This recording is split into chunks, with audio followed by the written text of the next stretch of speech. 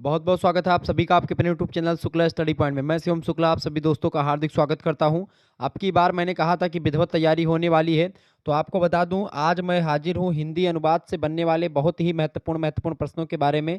हिंदी अनुवाद का पेपर 1 आपको बता दूं दीनदयाल उपाध्याय गोरखपुर विश्वविद्यालय में ऑब्जेक्टिव परीक्षा होती है, सिद्धार्थ यूनिवर्सिटी में ऑब्जेक्टिव होनी है, महात्मा गांधी काशी विद्यापीठ में ऑब्जेक्टिव होनी है, राजा महेंद्र प्रताप सिंह स्टेट यूनिवर्सिटी में ऑब्जेक्टिव होनी है, कानपुर विश्वविद्यालय में ऑब्जेक्टिव होनी है। तो इन सभी के लिए बहुत ही महत्वपूर्ण है। बाकी लिखित मॉडल पेपर भी दे दिया है मैंने, ऑब्जेक्टिव भी एक मॉडल पेपर दे दिया है, लेकिन दीनदयाल उपाध्याय गोरखपुर विश्वविद्यालय में एक प्रकार से हिंदी अनुवाद के दो पेपर आपको देखने को मिलेंगे, एक HND 203 कोड का और एक मिलेगा HND 204 कोर्स मतलब कोड का। तो ये HND 203 का यानी कि पहला पेपर आपका है हिंदी अनुवाद का, एक प्रकार से पेपर नंबर 1। हिंदी अनुवाद का पेपर नंबर 2 जल्द ही आएगा और इसमें आपको यहाँ पर हिंदी अनुवाद 2 लिखा हुआ मिलेगा और HND 204 मिलेगा। ठीक है, तो ऐसे ही हर एक सब्जेक्ट का एक प्रकार से आपके यूनिवर्सिटी से रिलेटेड वीडियो मैं दे दूंगा, तो इससे दीनदयाल उपाध्याय गोरखपुर विश्वविद्यालय के छात्र छात्राओं के लिए तो महत्वपूर्ण ही होगा। इसके अलावा और भी विश्वविद्यालय के छात्र छात्राओं के लिए जो कि ऑब्जेक्टिव परीक्षा की तैयारी कर रहे हैं उनके लिए बहुत ही महत्वपूर्ण होगा। इसके साथ ही साथ आपको बता दूं कि हिंदी अनुवाद के और भी कई सारे क्वेश्चन पेपर और मॉडल पेपर प्लेलिस्ट में आपको मिल जाएंगे, तो आप उस ऑब्जेक्टिव वीडियोस को देख लीजिएगा। ठीक है, आपकी परीक्षा की दृष्टि से बहुत महत्वपूर्ण है। हालांकि अब आइए हम जानने का प्रयास करते हैं कौन कौन से प्रश्न अब की बार आपकी परीक्षा में आने वाले हैं। इस वीडियो को अंत तक जरूर देख लीजिएगा, फटाफट से वीडियो को लाइक और चैनल को सब्सक्राइब कर दीजिएगा। चलें, प्रश्न आ चुका है, एक भाषा की ध्वनि व्यवस्था के दृश्य प्रतीकों का किसी अन्य भाषा की ध्वनि व्यवस्था के दृश्य प्रतीकों के माध्यम से अंतरण को क्या कहते हैं, बताएं। यानी जब एक भाषा की ध्वनि व्यवस्था के दृश्य प्रतीकों का किसी अन्य भाषा की ध्वनि व्यवस्था के दृश्य प्रतीकों के माध्यम से अंतरण होता है, उसी को बोलते हैं लिपि अंतरण। क्या बोलते हैं? लिपि अंतरण। लिपि जैसे कि मैंने बताया था, जैसे ये राम लिखा हुआ है तो ये राम देवनागरी लिपि का एक प्रकार से ध्वनि व्यवस्था में व्यवस्थित है राम, लेकिन ये राम अगर आप लिख देंगे तो ये भी राम ही होगा। अब ये राम एक प्रकार से क्या है, ये रोमन लिपि का है, रोमन ध्वनि मतलब दृश्य प्रतीक है ये। ठीक है, ध्यान रखिएगा इस बात को। तो लिपि अंतरण ये होता है। भाषा विज्ञान के सॉफ्टवेयरों के प्रयोग से कंप्यूटर यानी मशीन के द्वारा किया गया अनुवाद क्या कहलाता है? तो भाषा विज्ञान के सॉफ्टवेयरों के प्रयोग से कंप्यूटर के द्वारा किया गया जो अनुवाद होता है उसी को हम मशीनी अनुवाद कहते हैं। बी ऑप्शन करेक्ट आंसर होगा। पिछली बार प्रश्न आपकी परीक्षा में पूछा गया था, ध्यान रखिएगा। अगला प्रश्न, संस्कृत साहित्य अथवा भाषा विज्ञान में अनुवाद का कौन सा संदर्भ नहीं है? देखिए अनुवाद का संदर्भ है, यहाँ पर कर लीजिएगा, प्राप्तस्य पुनः कथन ज्ञातार्थस्य प्रतिपादनम। ये पूरा का पूरा एक प्रकार से एक वाक्य बना। शब्दार्थ चिंतामणि से संबंधित है, बिल्कुल ठीक है। अनुवादे चारणम अष्टाध्यायी पाणिनि ने जो लिखा है उससे रिलेटेड है, ये डी लगा देंगे ऊपर। तो सभी ये सब संदर्भ हैं। ठीक है, वहाँ पर नहीं वाला थोड़ा सा पोजीशन गलत है। अगला प्रश्न, विभिन्न भारतीय भाषाओं में अनुवाद के लिए कौन सा शब्द सुमेलित नहीं है, बताएं। अनुवाद के लिए कौन सा शब्द सुमेलित नहीं है? तो देखें कौन सा शब्द सुमेलित है, आपसे पूछा जाना चाहिए कौन सा शब्द सुमेलित है। तर्जुमा उर्दू का शब्द है, बिल्कुल। तेलुगु का अनुवदर अनुवादम, ठीक है। कश्मीरी तर्जुम, बिल्कुल करेक्ट आंसर होगा। सभी उपरोक्त तो सभी सुमेलित हैं, डी ऑप्शन करेक्ट आंसर होगा। अगला प्रश्न आपकी स्क्रीन पर आ चुका है, मशीनी अनुवाद की प्रत्यक्ष विधि का विकास किस वर्ष हुआ, बताएं। फटाफट से आप लोग बताने का प्रयास करेंगे। मशीनी अनुवाद की प्रत्यक्ष विधि का विकास जो हुआ है, मशीनी अनुवाद की प्रत्यक्ष विधि का विकास किस वर्ष हुआ है भाई? तो ये हुआ है 1964 ईस्वी में, ध्यान रखिएगा इस बात को। 1964 ईस्वी में हुआ है।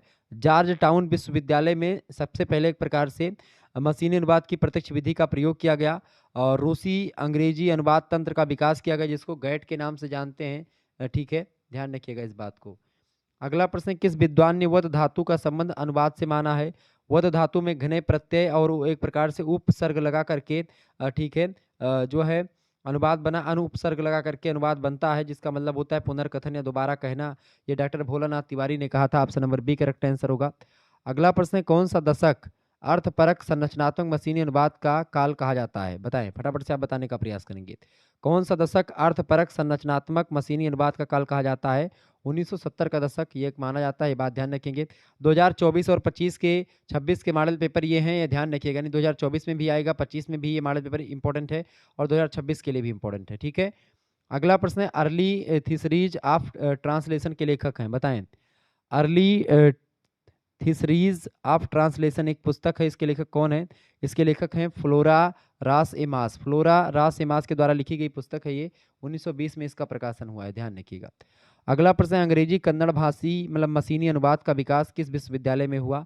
तो अंग्रेजी कन्नड़ मशीनी अनुवाद का जो विकास हुआ है ये हैदराबाद यूनिवर्सिटी में हुआ है, हैदराबाद विश्वविद्यालय में। ऑप्शन नंबर इसका डी करेक्ट आंसर हो जाएगा। तो इन प्रश्नों को आप सभी लोग ध्यान से पढ़िएगा, नोट डाउन कर लीजिएगा, बहुत महत्वपूर्ण प्रश्न है। अगला प्रश्न है, अनुवाद की दृष्टि से संस्कृत के प्रथम ग्रंथ बताएं। अष्टाध्यायी पाढ़ने की है, बिल्कुल ठीक है। शब्द कल्पद्रुम, शब्दार्थ चिंतामणि, ये तीनों एक प्रकार से अनुवाद की दृष्टि से संस्कृत के प्रमुख ग्रंथों में शामिल हैं। ऑप्शन नंबर डी लगा देंगे, उपरोक्त तो सभी। अगला प्रश्न, विचारों की एक भाषा से दूसरी भाषा में रूपांतरित करना ही अनुवाद है। विचारों को एक भाषा से दूसरी भाषा में रूपांतरित करना ही अनुवाद कहलाता है। ये परिभाषा अनुवाद की किसने दी? ये परिभाषा देवेंद्र नाथ शर्मा जी ने दी है। ध्यान रखिएगा, कई बार परीक्षा में प्रश्न आया हुआ है और कई विश्वविद्यालय में पूछा गया है, ये बात आप ध्यान रखेंगे। आगे बढ़ते हैं, अगला क्वेश्चन। अगला प्रश्न आपकी स्क्रीन पर आ चुका है, फटाफट से आप लोग देखने का प्रयास करेंगे, बहुत ही जबरदस्त प्रश्न है। बताएं, प्रश्न आपसे पूछा गया है, प्रश्न है कि निम्न में से कौन मशीनी अनुवाद की पद्धति है? बताएं, सीधे अनुवाद पद्धति, या फिर अंतरण पद्धति, या फिर जो है अंतर्भाषिक अनुवाद पद्धति, या उपरोक्त सभी। करेक्ट आंसर इसका क्या हो जाएगा? फटाफट से आप लोग बताने का प्रयास करेंगे। That is important questions of this video, बहुत ही महत्वपूर्ण प्रश्न है ये। ओके, तो ध्यान रखिएगा। आइए बताएं, करेक्ट आंसर इसका क्या होने वाला है? फटाफट से आप सभी लोग बताएंगे, इसका करेक्ट आंसर क्या हो जाएगा? बताएं, निम्नलिखित में से कौन अनुवाद की पद्धति है, कौन मशीनी अनुवाद की पद्धति है? बिल्कुल करेक्ट आंसर आपका होगा उपरोक्त तो सभी, यानी अंतरण पद्धति, सीधे अनुवाद पद्धति और अंतर्भाषिक अनुवाद पद्धति, ये तीनों है। नेक्स्ट क्वेश्चन है, अनुवाद के लिए कौन सा शब्द सुमेलित नहीं है? बताएं, अनुवाद के लिए कौन सा शब्द सुमेलित नहीं है? इनमें से देखें, सभी मतलब कि यहाँ पर सुमेलित नहीं। फ्रेंच आप देखेंगे, ट्रेडियर, ये फ्रेंच में कहते हैं बिल्कुल, अंग्रेजी ट्रांसलेशन, और जर्मन में इसको अपर स्टेजन बोलते हैं। तो ये तीनों एक प्रकार से अनुवाद के लिए कौन सा शब्द ये सुमेलित है? सभी के सभी सुमेलित हैं। तो आपसे पूछे कौन सा शब्द सुमेलित है इनमें से, तो उपरोक्त तो सभी, यानी कि डी ऑप्शन लगाएंगे, सभी सुमेलित हैं। ठीक है, यहाँ पर नहीं काट लीजिएगा, क्लियर? यानी कि इसमें ये प्रश्न में थोड़ा सा नहीं गड़बड़ हो गया है। अनुवाद के लिए कौन सा शब्द सुमेलित है? तो ये सारे शब्द सुमेलित हैं, सभी सुमेलित हैं। Option number D correct answer हो जाएगा। अगला क्वेश्चन है, मशीनी अनुवाद का सफल प्रयास किस वर्ष हुआ? मशीनी अनुवाद का सफल प्रयास किस वर्ष हुआ? फटाफट से आप बताएंगे। तो मशीनी अनुवाद का जो सफल प्रयास हुआ है वो 1945 के आसपास हुआ। और एक प्रश्न मैंने इससे पहले भी बताया था, इससे पहले वाला प्रश्न आप लोगों ने देखा होगा, उसमें पूछा गया था मशीनी अनुवाद की प्रत्यक्ष विधि का विकास किस वर्ष हुआ? तो प्रत्यक्ष विधि के विकास की अगर बात पूछेगा, प्रत्यक्ष मेथड के विकास की, तो 1964 में जॉर्ज टाउन विश्वविद्यालय में हुआ रूसी अंग्रेजी अनुवाद तंत्र का विकास, जिसको गैट के नाम से जानते हैं। लेकिन आपसे यहाँ पर प्रश्न पूछा गया कि मशीनी अनुवाद का सफल प्रयास किस वर्ष हुआ? तो सफल प्रयास 1945 में ही शुरू हो गया था। ठीक है, option number B correct answer होगा। अगला प्रश्न है, आंग्ल भारती का विकास किस वर्ष हुआ? आंग्ल भारती का विकास 1994 में हुआ, ए ऑप्शन करेक्ट आंसर होगा। बढ़िया प्रश्न है। सूसन बेसनेट के अनुसार अनुवाद क्या है? सूसन बेसनेट के अनुसार अनुवाद जो है एक पुनर्लेखन होता है, इसका बी ऑप्शन करेक्ट आंसर होगा। अगला क्वेश्चन से बहुत ही इंपॉर्टेंट प्रश्न, दी लोकेशनल ऑफ कल्चर, इस पुस्तक के लेखक कौन है? दी लोकेशनल ऑफ कल्चर को लिखा है होमी भाभा ने, option number C correct answer होगा। अगला प्रश्न आपकी स्क्रीन पर आ चुका है, जैक बसन ने भाषिक पाठ के अंतरण के 3 आधार किस सिद्धांत के आधार पर माना है? बताएं। तो जैक बसन ने भाषिक पाठ के अंतरण के 3 आधार जो माना है, उन्होंने वो प्रतीक सिद्धांत के अकॉर्डिंग माना है। ऑप्शन नंबर इसका ए करेक्ट आंसर होगा। आगे देखेंगे, निम्नलिखित कथन किसका है?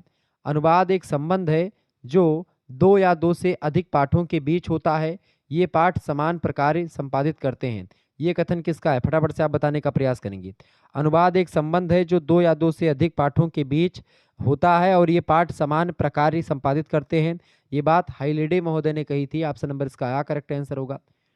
अगला क्वेश्चन आप देखेंगे, समस्त अभिव्यक्ति अनुवाद है क्योंकि वह अव्यक्त अदृश्य आदि को भाषा यानी रेखा या रंग में प्रस्तुत करती है।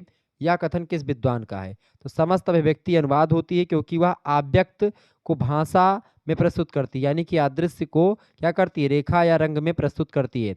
ये बात कही थी किसने? अज्ञे ने कही थी। अज्ञे सच्चिदानंद हीरानंद वात्स्यन अज्ञे पूरा नाम है। कला एवं समस्याएं नाम से एक अनुवाद लिखा, अनुवाद कला एवं समस्याएं पुस्तक है। 1961 में इस पुस्तक का प्रकाशन हुआ, इसी में इस बात को उन्होंने कहा है। अगला प्रश्न, रूपांतरण प्रजनन मतलब प्रजनक व्याकरण के लेखक हैं। बताएं, रूपांतरण प्रजनक व्याकरण के लेखक कौन है? तो है चामस्की, नोयम चामस्की इनका पूरा नाम है। Option number C correct answer होगा। आगे देखेंगे, अगला क्वेश्चन आपकी स्क्रीन पर आ चुका, फटाफट से देखेंगे। प्रश्न बहुत ही इंपॉर्टेंट है। प्रश्न है, सुमित्रा नंदन पंत द्वारा अनुदित मुहावरे हैं। सुमित्रानंदन पंत द्वारा अनुदित मुहावरे इनमें से कौन से हैं? फटाफट से आप लोग बताने का प्रयास करेंगे। सुमित्रानंदन पंत के द्वारा अनुदित मुहावरे बताएं। देखिए, पुण्य इच्छा, ठीक है, स्वर्ण युग, गोल्डन एज, और इसके अलावा स्वर्णिम मतलब अतीत यानी गोल्डन पोस्ट पास्ट, ठीक है। तो सुमित्रानंद पंत ये इन सभी अनुवाद इन्होंने ही किए हैं, इनके मुहावरे हैं। ऑप्शन नंबर डी होगा उपरोक्त तो सभी। नेक्स्ट क्वेश्चन से सफल अनुवाद की अनिवार्य शर्त है। सफल अनुवाद की क्या अनिवार्य शर्त है? पहली ये कि अर्थ ग्रहण कराने की सच्ची शक्ति, बिल्कुल ठीक है। व्याकरण सम्मत शब्द योजना और वाक्य योजना का होना भी एक प्रकार से एक शर्त है सफल अनुवाद की। पारदर्शी और स्पष्ट, सुवाच्य और प्रवाहमयी, बिल्कुल ये सारी विशेषताएं होनी चाहिए, या ये सारी शर्त एक प्रकार से एक सफल अनुवाद की मानी जाती हैं। ऑप्शन नंबर डी लगा देंगे, उपरोक्त सभी शर्तें मंजूर की जाती हैं। अगला प्रश्न, डॉक्टर भोलानाथ तिवारी के द्वारा उल्लिखित अनुवाद के 6 चरणों में कौन सा तत्व शामिल नहीं है? ये कौन सा तत्व शामिल है यहाँ पर पूछा जाना चाहिए। कौन सा तत्व शामिल है यहाँ पर? नहीं, थोड़ा सा गलत हो गया है, आप देखेंगे नहीं वाला थोड़ा सा गलत है। तो इसमें देखिए कौन सा तत्व शामिल है। देखिए, मूल पाठ बोधन, विश्लेषण, भावांतरण, पुनरीक्षण, तुलना और समायोजन, ये 6 एक प्रकार से अनुवाद के चरण होते हैं। डॉक्टर भोलानाथ तिवारी ने बताया था। पहले मूल पाठ का आप बोधन करें, मूल पाठ के बारे में जानें, जिसका अनुवाद करना उसको पढ़ें समझें। फिर उसके बाद में उस पाठ जो आपने पढ़ा उसका विश्लेषण करें, एनालिसिस करें उसको। उसके बाद में भावों का अंतरण कर लें। फिर उसके बाद में पुनरीक्षण करें, यानी भाव का अंतरण मतलब कि अनुवाद कर लें। उसके बाद में पुनरीक्षण करें, अनुवाद को चेक कर लेंगे अनुवाद में कोई गलती तो नहीं रह गई है। फिर उसके बाद में तुलना करें उस मूल भाव से और अपने भाव से, यानी दोनों भाषाओं में जो लिखे मटेरियल है उनको दोनों की तुलनात्मक अध्ययन करें। फिर उसके बाद में समायोजन करें, यानी कोई मतलब एक प्रकार से तार्किक विश्लेषण दे, जो कमियां रहे उसको पूर्ण करें, ठीक है। तो इस तरीके से डॉक्टर भोलानाथ तिवारी अनुवाद के इन 6 चरणों की बात करते हैं। तो आप लगाएंगे करेक्ट आंसर क्या हो जाएगा इसका? उपरोक्त तो सभी सम्मिलित हैं इसमें, option number C correct answer हो जाएगा, ठीक है। अगला क्वेश्चन है, कासा ग्रांदे के अनुसार अनुवाद का कौन सा भेद मतलब कि निम्नलिखित में से है? तो अनुवाद के भेदों की अगर बात करें, सौंदर्य परक भेद, सांस्कृतिक परक और तथ्य परक, तीनों होते हैं। डी ऑप्शन करेक्ट आंसर होगा, उपरोक्त तो सभी। अगला प्रश्न, यस्यान क्रिटिसिज्म का समालोचनादर्श, समालोचनादर्श नाम से अनुवाद किसने किया है? यस्यान क्रिटिसिज्म का समालोचनादर्श नाम से अनुवाद जो किया है वो जगन्नाथ दास रत्नाकर ने किया। पंडित जगन्नाथ दास रत्नाकर ने कब किया? 1898 में किया है, ध्यान रखिएगा इस बात को। आगे देखेंगे, शेक्सपियर के सभी नाटकों का अनुवाद हिंदी में किसने करवाया? शेक्सपियर के सभी, विलियम शेक्सपियर जो हैं अंग्रेजी के महान साहित्यकार हैं, तो उनके सभी नाटकों का अनुवाद हिंदी में करवाया था रांगे राघव ने। Option number C correct answer होगा। कई बार परीक्षा में प्रश्न आया हुआ है, आपकी बार भी आएगा, ध्यान रखिएगा। अच्छा, त्यागपत्र जो कि जयनेंद्र कुमार की रचना है, इसका अंग्रेजी में अनुवाद किसने किया? त्यागपत्र की अगर बात की, एक उपन्यास है जयनेंद्र कुमार का, नोबल है, इसका अंग्रेजी में अनुवाद अज्ञे द्वारा करवाया गया था। डी ऑप्शन करेक्ट आंसर होगा। अगला प्रश्न, दुभाषीय की भूमिका किस अनुवाद में होती है? दुभाषीय की भूमिका किस अनुवाद में होती है बताएं। दुभाषीय की भूमिका जो होती है ये आंसू अनुवाद में होती है। दुभाषीय, आंसू अनुवाद का मतलब होता है जब आमने सामने बैठ करके कोई दो भाषी व्यक्ति, यानी कि मान लेते हैं कि कोई अंग्रेजी बोलना जानता है और हिंदी नहीं जानता है, कोई हिंदी जानता है वो अंग्रेजी नहीं जानता है। ऐसी स्थिति में क्या होगा, एक दुभाषीय की जरूरत पड़ती है और वो बगल में बैठता है। हिंदी वाला जब बोलता है तो उसको अंग्रेजी में कन्वर्ट करके अंग्रेजी वाले को बताता है, अंग्रेजी वाला जब बोलता है तो उसको वो सुनता है और हिंदी में कन्वर्ट करके हिंदी वाले को बताता है। तो इस तरीके से आंसू अनुवाद ये होता है, ठीक है। अगला प्रश्न है, बैराग्य शतक, गीत गोविंद और श्रृंगार शतक, इसके अलावा गंगा लहरी, इन सभी का अनुवाद किसके द्वारा किया गया? तो बैराग्य शतक, गीत गोविंद, श्रृंगार शतक, गंगा लहरी, इसका अनुवाद महावीर प्रसाद द्विवेदी के द्वारा करवाया गया। ऑप्शन नंबर इसका बा करेक्ट आंसर होगा। आगे बढ़िएगा, अगला प्रश्न है, यदि दो कृतियों की आत्मा या जो है अंतःस्त्व एक है, केवल इनके रूप में मामूली अंतर है, तब वह रूपांतरण हुआ, ये किसका कथन है? ये कथन कहा था डॉक्टर देवेंद्र कुमार ने। यदि दो रचनाओं की आत्मा या जो अंतःस्त्व है, मतलब कि जो अंतःस्त्व है वो एक है, केवल इनके रूप में मामूली सा अंतर है, उसी को रूपांतरण कहेंगे। डॉक्टर देवेंद्र कुमार का ये कथन है। अगला प्रश्न, समाज विज्ञान में कौन सा सम्मिलित नहीं है? समाज विज्ञान में आप देखेंगे इतिहास और भूगोल सम्मिलित है, राजनीति, भूगोल और अर्थशास्त्र भी सम्मिलित है, समाजशास्त्र और दर्शन शास्त्र भी सम्मिलित है, ज्योतिष और अंकशास्त्र नहीं सम्मिलित है। तो करेक्ट आंसर हो जाएगा डी ऑप्शन इसका। आगे देखेंगे, अगला क्वेश्चन आपकी स्क्रीन पर आ चुका, बहुत ही महत्वपूर्ण प्रश्न आ रहे हैं। ये सब प्रश्न आपकी परीक्षा में 100% आते हैं, ये बात ध्यान रखिएगा। ओके, वीडियो को लाइक और चैनल को सब्सक्राइब करते रहिएगा, ऐसे ही प्रश्न आपकी परीक्षा में पूछे जाते रहते हैं, ध्यान रखेंगे। बहुत बढ़िया, आगे बढ़ते हैं। फटाफट से एक बार वीडियो को शेयर कर दीजिएगा जितने भी लोग देख रहे हैं, और ऐसे ही आपको और भी सब्जेक्ट के मॉडल पेपर मैं देता रहूँगा। तो शुक्ला स्टडी पॉइंट चैनल को सब्सक्राइब कर लीजिएगा। इसके अलावा अगर आपको बता दूं को करिकुलर कोर्स की वीडियो देखनी है और भी आपके यूनिवर्सिटी से रिलेटेड बहुत सारी वीडियो देखनी है तो आप हमारा दूसरा चैनल बीए क्रैकर और को करिकुलर मास्टर दोनों सब्सक्राइब कर सकते हैं। एक अभी चैनल मैंने बनाया है को करिकुलर मास्टर, इसको आप सब्सक्राइब कर लीजिएगा। यहाँ पर एक प्रकार से आपको बहुत सारे को करिकुलर से रिलेटेड वीडियो मिल जाएंगे, 4th सेमेस्टर, 6th सेमेस्टर और 2nd सेमेस्टर की, ठीक है। और को करिकुलर मास्टर नाम से चैनल है, उसकी लिंक मैं डिस्क्रिप्शन बॉक्स में दे दूंगा, आप देख लीजिएगा। और दूसरा चैनल है बी क्रैकर, सबको आप सब्सक्राइब कर लीजिएगा। आपकी परीक्षा की दृष्टि से बहुत ही महत्वपूर्ण तैयारी उन दोनों चैनल पर भी करवाई जाती है। अगला प्रश्न, निम्नलिखित में से कौन सुमेलित है, बताएं। निम्नलिखित में से कौन सुमेलित है इनमें से। देखिए सुमेलित की अगर बात की है तो हिंदी मराठी लोकोक्ति कोश जो जिसका प्रकाशन 1950 में हुआ, गणेश रघुनाथ वैशंपायन की है ये। तो आपसे प्रश्न पूछेगा हिंदी मराठी लोकोक्ति कोश का प्रकाशन कब हुआ, 1950 में हुआ। पूछ सकता है कि किसके द्वारा करवाया गया है, किसने एक प्रकार से इसको करवाया, तो गणेश रघुनाथ वैशंपायन के द्वारा करवाया गया, ठीक है, ध्यान रखिएगा इस बात को। अच्छा, लोकोक्तियाँ और मुहावरे, ये 1932 में एक प्रकार से इसका प्रकाशन हुआ इस पुस्तक का। इसका एक प्रकार से प्रकाशन किसके द्वारा करवाया गया, बहादुर चंद के द्वारा, ठीक है, बहादुर चंद, ध्यान रखिएगा। इसके अलावा साहित्यिक मुहावरा लोकोक्ति कोश ये लिखा गया हरिवंश राय बच्चन के द्वारा, ध्यान रखिएगा। तो यानी उपरोक्त तो सभी सही हैं इनमें, ठीक है, सभी सुमेलित हैं, डी ऑप्शन करेक्ट आंसर होगा। अगला प्रश्न, निम्नलिखित पर्याय कोशों में सुमेलित है। देखिए इसमें भी सारा का सारा आपका सुमेलित है। डिंगल नाममाला हरराज का है, 1561 में प्रकाशित। प्रकाश नाथ काला मतलब प्रकाश नाथ माला, ठीक है, 1697 में मियानूर के द्वारा। नाम प्रकाश 1713 में भिखारी दास के द्वारा। तो ये तीनों ध्यान रखिएगा, उपरोक्त तो सभी, ठीक है। अगला क्वेश्चन से आप देखिए निम्नलिखित में से कौन सुमेलित है। इसके माध्यम से आप तमाम प्रकार के जो कोश हैं, कोश यानी जो डिक्शनरी होती है वो कौन किसने किसने लिखी इसके बारे में जान पाएंगे। देखिए व्यवहारिक पर्याय कोश की रचना किसके द्वारा करी गई, चतुर्वेदी और गाबा के द्वारा, बिल्कुल ठीक है। बृहद हिंदी पर्यायवाची कोश गोविंद चातक के द्वारा करी गई, 1985 में इसका प्रकाशन हुआ। बृहद पर्यायवाची कोश डॉक्टर भोलानाथ तिवारी की रचना है। तो इस तरीके से ये सभी बिल्कुल करेक्ट हैं, ऑप्शन नंबर डी लगा देंगे। तो ये 3 क्वेश्चंस आपके यहाँ से भी तैयार हो गए, ये बात ध्यान रखिएगा। अगला क्वेश्चन से उच्चारण कोशों के संबंध में सत्य है, बताएं। उच्चारण कोशों के संबंध में क्या सत्य है भाई। देखें डैनियल जानस का उच्चारण कोश अत्यंत ही प्रसिद्ध है, बिल्कुल प्रसिद्ध है। डॉक्टर भोलानाथ तिवारी का हिंदी उच्चारण कोश जो है 1985 में प्रकाशित हुआ, हाँ प्रकाशित हुआ है। कृष्ण कुमार भार्गव का विश्व उच्चारण कोश जो है 1997 में प्रकाशित हुआ, बिल्कुल प्रकाशित हुआ, यानी ये सभी करेक्ट बिल्कुल सही हैं, ठीक है। तो आपसे पूछेगा विश्व उच्चारण कोश के रचयिता कौन है, कृष्ण कुमार भार्गव। आपसे पूछेगा हिंदी उच्चारण कोश के रचयिता कौन है, डॉक्टर भोलानाथ तिवारी। प्रकाशन कब हुआ हिंदी उच्चारण कोश का, 1985 में। हिंदी विश्व उच्चारण कोश का 1997 में, किसके द्वारा, कृष्ण कुमार भार्गव के द्वारा, ठीक है, ध्यान रखिएगा। आगे देखेंगे पुराण कोशों के संदर्भ में सत्य है। पुराण कोशों के संदर्भ में क्या सत्य है भाई। देखिए डॉक्टर जयप्रकाश भारती ने प्राचीन कथा कोश लिखा। तो आपसे पूछेगा प्राचीन कथा कोश के लेखक कौन है, तो आप बताओगे डॉक्टर जयप्रकाश भारती। दूसरा प्रश्न बनेगा उषापुरी ने मिथक कोश की रचना करी है, बिल्कुल करी है। मिथक कोश की रचना किसने करी, उषापुरी ने करी है, ये बात भी ध्यान रखेंगे।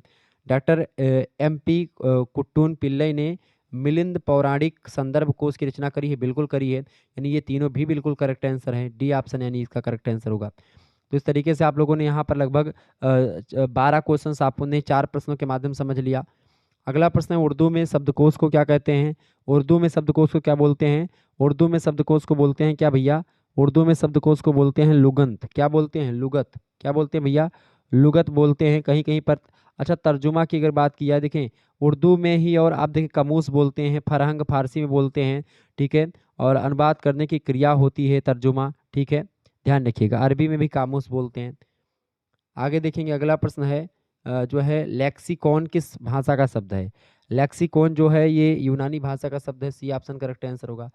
थेजोरस किस भाषा का शब्द है, थियोरस या थेजोरस किस भाषा का शब्द है, तो ये है आपका यूनानी भाषा का, ये ऑप्शन करेक्ट आंसर होगा। थियारस शब्द का प्रयोग सर्वप्रथम पीटर रॉजेट ने कब किया, तो पीटर रॉजेट ने इसको किया था प्रयोग इसका 1892 में, सी ऑप्शन इसका करेक्ट आंसर होगा। कई बार प्रश्न परीक्षा में आया हुआ है, ध्यान रखिएगा इस बात को, ठीक है। आगे देखेंगे विवेचनात्मक पर्याय कोश के संपादक, बहुत ही इंपॉर्टेंट प्रश्न। विवेचनात्मक पर्याय कोश के संपादक हैं ओम प्रकाश गाबा, ऑप्शन नंबर इसका सी करेक्ट आंसर होगा। आगे देखेंगे अगला क्वेश्चन आपकी स्क्रीन पर आ चुका, फटाफट से देखेंगे, वीडियो को लाइक और चैनल को सब्सक्राइब कर दीजिएगा। प्रश्न है गीता के हिंदी अनुवादों में सुमेलित है। और भी मॉडल पेपर मैं दे दूंगा, परेशान मत होइए इसके लिए। हिंदी अनुवाद का जो मैं मॉडल पेपर देता हूँ सभी विश्वविद्यालयों के लिए, वो दीनदयाल उपाध्याय गोरखपुर विश्वविद्यालयों के लिए भी इंपॉर्टेंट है, ये ध्यान रखिएगा। और मैंने सोचा कि आपको एक बार बता दिया जाए ताकि आप लोग परेशान हो जाते कभी कभी कि ये हमारे यूनिवर्सिटी का नहीं है, ये वो है। सभी का वही है, हिंदी अनुवाद में ऐसे ही प्रश्न आते हैं और यही प्रश्न आते हैं। प्रश्न है गीता के हिंदी अनुवादों में सम्मिलित है। गीता मतलब श्रीमद् भगवत गीता का हिंदी में अनुवाद अगर बात की जाए तो यहाँ पर देखें, हरबल्लभ ने 1644 में करवाया, भगवान दास के द्वारा 1669 में किया गया, आनंद राम के द्वारा 1707 ईस्वी में किया गया। डी ऑप्शन ये सभी सम्मिलित हैं। अनुवाद के विविध आयाम के लेखक कौन हैं? अनुवाद के विभिन्न आयाम, इस कोश को किसने लिखा है? इस पुस्तक के लेखक हैं प्रोफेसर पूरन चंद टंडन। ध्यान रखिएगा 2005 में एक प्रकार से इसका प्रकाशन हुआ है, 2005 में तक्षशिला प्रकाशन से इसका प्रकाशन हुआ है। क्लियर। अगला प्रश्न, अनुवाद विज्ञान की भूमिका के लेखक कौन है? अनुवाद विज्ञान की भूमिका के लेखक कौन है? डॉक्टर कृष्ण कुमार गोस्वामी जी हैं इस पुस्तक के लेखक। आपको बता दूं कि बहुत ही फेमस पुस्तक है ये। अगला प्रश्न है, अनुवाद प्रक्रिया और परिदृश्य, ये पुस्तक किसने लिखी है? अनुवाद प्रक्रिया और परिदृश्य पुस्तक किसके लेखक कौन है? बहुत ही महत्वपूर्ण पुस्तक है, इसको लिखा है प्रोफेसर रीता रानी पालीवाल ने। बहुत ही इंपॉर्टेंट रचना है अनुवाद प्रक्रिया और परिदृश्य। ठीक है, ओके। अगला क्वेश्चन, संस्कृति के 4 अध्याय के लेखक कौन है? बहुत ही महत्वपूर्ण प्रश्न। संस्कृति के 4 अध्याय किसने लिखा है? रामधारी सिंह दिनकर की रचना है संस्कृति के 4 अध्याय। 1950 में ये रचना प्रकाशित हुई है साहित्य अकादमी प्रकाशन से। अगला प्रश्न है, sacred book of the east का संपादन किसने किया? बताएं। Sacred book of the east का संपादन किसके द्वारा किया गया? मैक्स मूलर के द्वारा किया गया था। ओके, एशियाई धर्म ग्रंथों का अनुवाद है एक प्रकार से ये। ठीक है। अगला प्रश्न है, बहुभाषिक समाज का क्या अर्थ है? बहुभाषिक समाज का अर्थ होता है वह समाज जिसके लोगों को एक से अधिक भाषाएं आती हैं। वह समाज जहां लोग भिन्न भिन्न भाषाएं बोलते हैं। दोनों बिल्कुल ठीक है। वह समाज जहां विभिन्न प्रयोजन मूलक कार्यों में भिन्न भिन्न भाषाएं प्रयुक्त होती हैं। डी होगा उपयुक्त सभी। बहु मतलब बहुभाषिक समाज के अर्थ हैं। अगला प्रश्न, भारतीय समाज की बहुभाषिकता को स्पष्ट कीजिए। भारतीय समाज की बहुभाषिकता की अगर बात की तो भारतीय बहुभाषिकता के ऐतिहासिक, भौगोलिक और सांस्कृतिक आयाम है, बिल्कुल हैं। अमेरिकी समाज की बहुभाषिकता प्रवास के परिणाम स्वरूप है, बिल्कुल दोनों कथन बिल्कुल ठीक है भारतीय समाज की बहुभाषिकता को स्पष्ट करने में। सी ऑप्शन करेक्ट आंसर होगा। अगला प्रश्न, भारतीय लेखन में बहुभाषिकता प्रारंभ से हो रही है। भारतीय समाज की जो मतलब भारतीय लेखन में बहुभाषिकता प्रारंभ से हो रही है। अभिज्ञान शकुंतलम में संस्कृत के साथ सौरसेनी, महाराष्ट्री और मागधी प्राकृत का प्रयोग किया गया है, बिल्कुल ठीक है। विद्यापति ने संस्कृत, मैथिली एवं मौहट्ट में लिखा है। ठीक है। गुरु ग्रंथ साहिब एक बहुभाषिक कृति है, ये भी बिल्कुल ठीक है। यानी कि तीनों बातें बिल्कुल सही हैं। Option number D correct answer होगा। आगे देखेंगे, अगला क्वेश्चन आपकी स्क्रीन पर आ चुका है, फटाफट से आप देखेंगे, बहुत ही इंपॉर्टेंट प्रश्न है।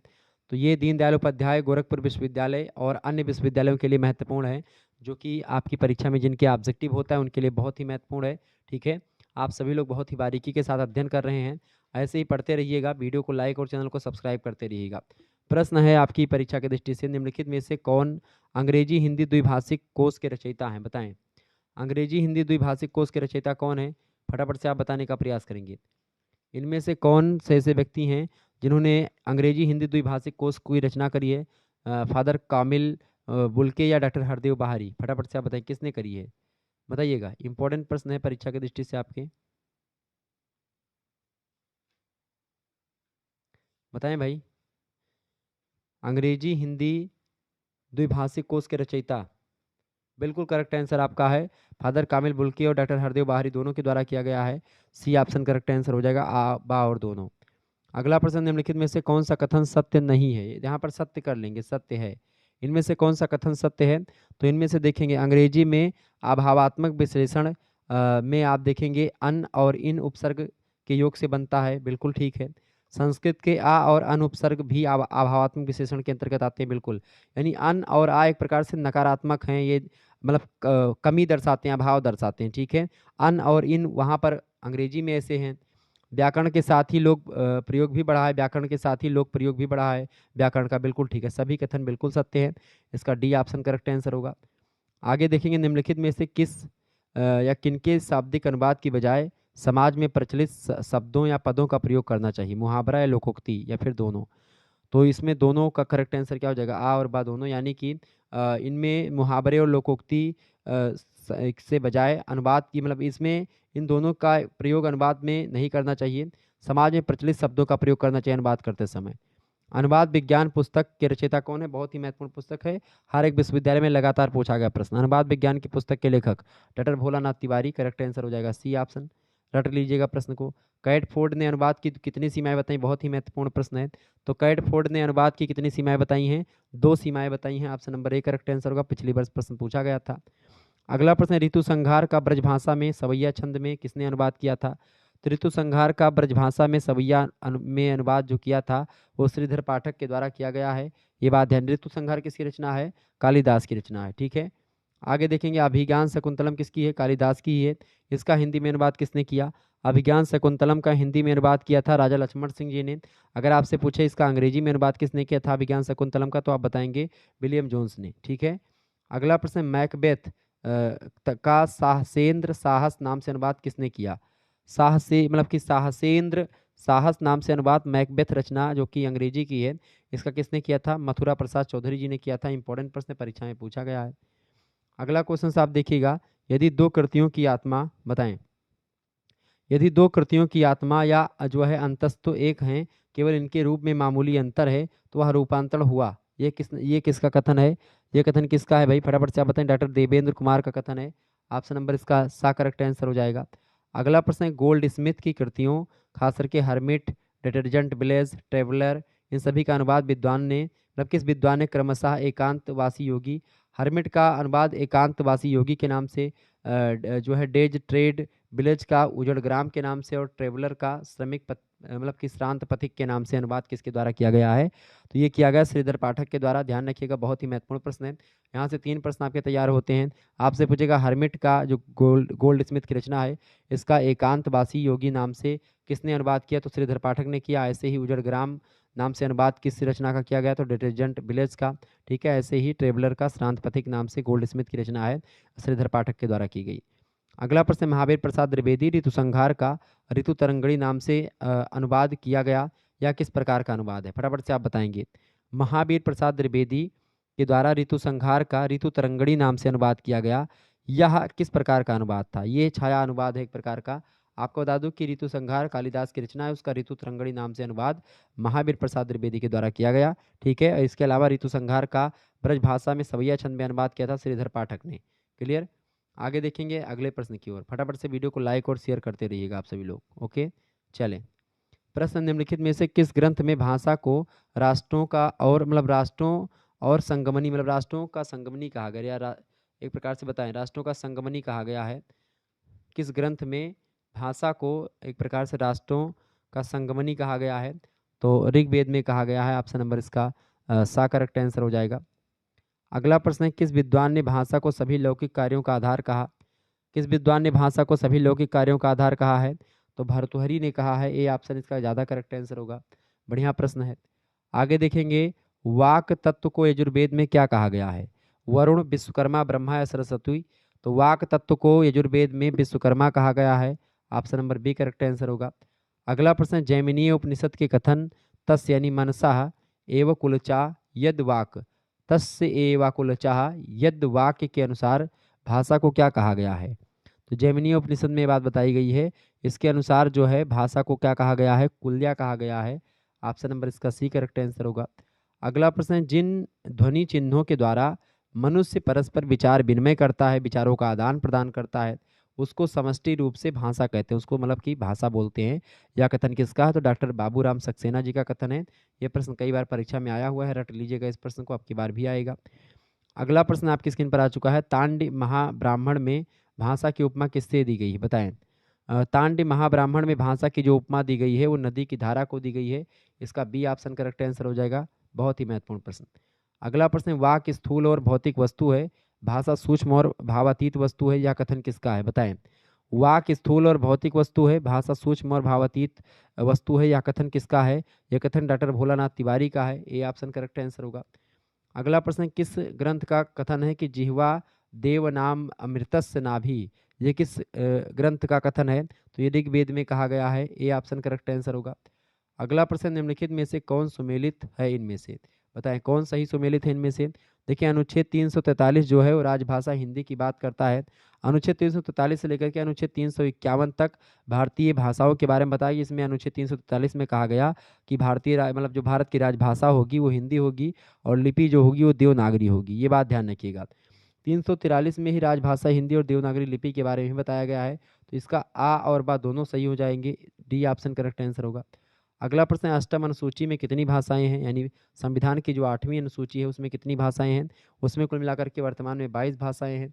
शुरुआत में 14 भाषाएं थीं, फिर सिंधी को जोड़ा गया, ठीक है। उसके बाद में फिर नमक भाषा जुड़ी, ठीक है। ना मा का यानी कि नेपाली, मतलब कि मणिपुरी और कोंकणी, ठीक है। ये 3 जुड़ी यानी 4, तो 14 4 18 हो गया। फिर उसके बाद में 18 के बाद में 4 भाषा और जुड़ी, बोडो मास। बोडो मास की अगर बात की जाए, बोडो मास, बोडो मास का मतलब होता है बो से बोडो भाषा, डो से डोंगरी भाषा, माँ से मैथाली और सा से संथाली, ठीक है। ध्यान रखिएगा, तो ये 4 भाषा जुड़ी, तो 18 और 4 कितना होता है 22। वर्तमान में कितनी भाषाएं 8वीं अनुसूची में, 22 भाषाएं हैं, ठीक है। बी ऑप्शन करेक्ट आंसर होगा। अगला क्वेश्चन से विज्ञापन के प्रकार हैं। विज्ञापन के प्रकार की अगर बात करें तो देखिए, प्रिंट या मुद्रित तरीके से आप मतलब कि प्रचार कर सकते हैं, विज्ञापन दे सकते हैं। इलेक्ट्रॉनिक मीडिया के माध्यम से भी आप प्रचार दे सकते हैं। तो इस तरीके से दोनों तरीके से दे सकते हैं, उपरोक्त दोनों करेक्ट आंसर हो जाएगा इसका। आप लोगों ने बहुत ही बारीकी के साथ इन तमाम प्रश्नों को समझा। लगभग आज की वीडियो के माध्यम से यहाँ पर आपने 80 से 90 प्रश्नों को जान लिया, जो कि बहुत ही महत्वपूर्ण प्रश्न थे, ठीक है। इसी तरीके से हर एक सब्जेक्ट का आपको मॉडल पेपर मैं दे दूंगा। दीनदयाल उपाध्याय गोरखपुर विश्वविद्यालय और सभी विश्वविद्यालयों के लिए, कानपुर विश्वविद्यालय के लिए, महात्मा गांधी काशी विद्यापीठ के लिए, सभी के लिए इंपॉर्टेंट है ये सब लेक्चर।